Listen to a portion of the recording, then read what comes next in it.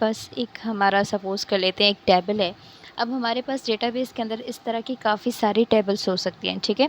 तो अगर मेरा एक कोई एग्जिस्टिंग डेटाबेस है और उसके अंदर मुझे ये टेबल इंसर्ट करनी है, तो इस ऑपरेशन को हम कहते हैं एडिंग का ऑपरेशन, यानी कि ये टेबल हम अपने एग्जिस्टिंग डेटाबेस के अंदर ऐड करेंगे।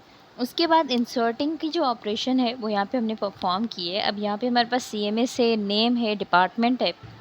तो हमने क्या किया है, यहाँ पे एक और रिकॉर्ड इंसर्ट किया है जो कि जिसकी सीएमएस आईडी 8 है और उसका नाम रिचल है और उसका डिपार्टमेंट मैथ्स है। तो 7 तक यहाँ पर थे और 8 में यहाँ पे हमारे पास ये ऑपरेशन हो गई। अब इस टेबल के अंदर 8 रिकॉर्ड्स हैं, ठीक है। अब अगर यहाँ पे ना हमारे पास कोई रिकॉर्ड है जिसकी सपोज़ आईडी 6 है, तो सीएमएस आईडी एक ही हो सकती है, यानी कि एक ही बंदे के पास 6 की सीएमएस आईडी हो सकती है, बाकी के पास डिफरेंट होगी, यानी कि सीएमएस आईडी यूनिक होती है। तो अगर कोई और हम रिकॉर्ड इंसर्ट करेंगे 6th सीएमएस आईडी के साथ, तो वो इंसर्ट नहीं होगा, ठीक है। तो हमने यहाँ पे 8th वाला किया है, तो ये इस तरह से हमारा रिकॉर्ड इंसर्ट हो जाएगा, ठीक है। उसके बाद है हमारे पास कि अगर हमें डेटा को सॉर्ट करना है या अरेंज करना है। अब सपोज़ यहाँ से मैं सॉर्ट कर रही हूँ अपने टेबल को बेस्ड ऑन द नेम। मैं चाहती हूँ कि जो मेरा यहाँ पे नेम्स हैं, जो मैं डेटा को रिट्रीव कर रही हूँ, जब मेरे पास आउटपुट आए तो मेरी टेबल से जो रिकॉर्ड आए वो एक असेंडिंग ऑर्डर में होना चाहिए, अल्फ़ाबेटिकली, ठीक है। तो हम लोग यहाँ पे क्या करेंगे, यहाँ पे हम जब इनको सेट करेंगे तो सबसे पहले हमारा रिकॉर्ड डिस्प्ले होगा ई वाला, और उसके बाद हमारा एच वाला रिकॉर्ड होगा डिस्प्ले होगा, देन जे वाला। इस तरह से करके जब ये रिकॉर्ड टेबल बनेगी तो हमारे पास क्या होंगे, ये रिकॉर्ड्स हमें जो आउटपुट में नज़र आएंगे वो किस तरह से होंगे कि पहला रिकॉर्ड हमारा ये अपीयर होगा, देन हमारा ये रिकॉर्ड अपीयर होगा, इसी तरह बाद में जॉन अपीयर होगा, इसी तरह जिस तरह से हम नॉर्मली सॉर्टिंग करते हैं, ठीक है। उसके बाद थर्ड ऑपरेशन है रिट्रीवल की। जब आप रिट्रीव करते हो डेटा, यानी कि आप क्यूरी लिखोगे, तो इस तरह की टेबल हमारे पास आउटपुट के अंदर आ जाती है। अब डेटाबेस के अंदर तो हमारी बहुत ज़्यादा टेबल्स होती हैं, लेकिन जब हम कोई भी क्यूरी लिखते हैं तो इस तरह से टेबल्स हमारे आउटपुट में हमें नज़र आ रही होती हैं, ठीक है। तो इसको कहते हैं हम रिट्रीवल ऑफ डेटा। देन अगर हमें कुछ डिलीट करना है तो हम डिलीट कैसे करेंगे, सिंपली अगर सपोज़ मुझे ये थर्ड रिकॉर्ड को डिलीट करना है, तो मैं यहाँ पे सिंपल क्या करूँगी, डिलीट के ऑपरेशन परफॉर्म करूँगी और ये थर्ड वाला रिकॉर्ड डिलीट हो जाएगा, और उसके बाद हमारे बाकी के रिकॉर्ड्स जिस तरह से थे उसी तरह से डिस्प्ले हो जाएंगे, ठीक है।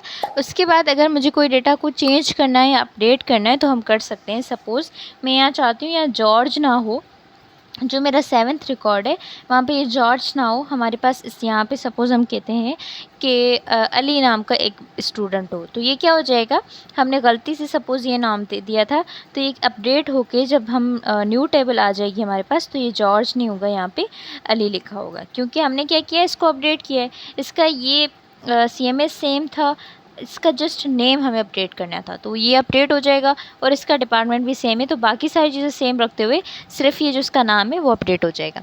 उसके बाद है हमारे पास रिमूविंग, ठीक है। रिमूविंग के ऑपरेशन के अंदर क्या करते हैं, सपोज़ ये पूरी मेरे पास टेबल थी ये वाली। अब मेरे पास जो डेटाबेस है उसके अंदर काफ़ी सारी टेबल्स हैं, जैसे एक टेबल डिपार्टमेंट की है, एक टेबल जो है वो सपोज़ बिल्डिंग्स की है, से बिल्डिंग से रिलेटेड की डिपार्टमेंट है और वो जिस बिल्डिंग में है तो उस बिल्डिंग का नाम क्या है, उसकी बजट ये वो एटसेट्रा, ठीक है। तो ये दो टेबल्स हैं उसके अंदर। अब ये स्टूडेंट की टेबल मैंने ऐड करवाई थी, तो इसको एडिंग की ऑपरेशन कहेंगे, लेकिन अगर मुझे डिलीट करनी है, इसको रिमूव करना है, तो इसको हम कहते हैं रिमूविंग। तो रिमूविंग में क्या होगा, सिंपली ये जो टेबल है वो इस डेटाबेस से निकल जाएगी, ठीक है। अब इस डेटाबेस में अगेन दो टेबल्स रहेंगी, तो इस तरह से कुछ हमारे पास डेटाबेस के ऑपरेशंस परफॉर्म होती है, और जो से ही हम उनको रिट्रीव करते हैं तो इस तरह से डेटा में हमारे पास ये टेबल्स बनती हैं। लेकिन एक चीज़ हमें क्लियर करना बहुत ज़रूरी है कि जब भी हम कोई डेटा को रिट्रीव करवा रहे हैं तो उसके अंदर ये जो आउटपुट आ रहा है, ये ऐसा नहीं है कि फॉर एग्ज़ाम्पल मैं चाह रही हूँ कि मुझे डेटाबेस से एक बंदा चाहिए, स्टूडेंट चाहिए जिसका नाम स्टार्ट हो रहा है एन से, ठीक है। तो मेरे पास क्या हो जाएगा, मेरे पास सिंपली ये वाला जो रिकॉर्ड है वो निकल कर आ जाएगा, ठीक है। आउटपुट में मुझे ये वाला रिकॉर्ड कुछ इस तरह से नज़र आएगा, ठीक है। तो इसका मतलब ये नहीं है कि जो बाकी की टेबल है ये सारी डिलीट हो गई है या डेटाबेस के अंदर कोई चेंजिंग हुई है, नहीं, ये सिर्फ रिट्रीव हुई है, क्योंकि हमने क्या किया है, सिंपल रिट्रीवल किया है इसका, ठीक है।